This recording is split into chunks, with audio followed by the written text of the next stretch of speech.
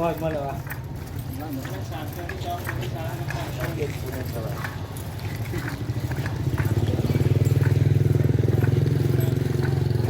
ได้เรื่องเอาตีนใส่ละชุดไปเลย ยับ ลองเอาที่เกี่ยวห้องเอาเกี่ยวห้องอยู่ประมาณ สี สิบ ไป แป แห้ ด ง ยังจะได้แพ็คมาอยู่ แตก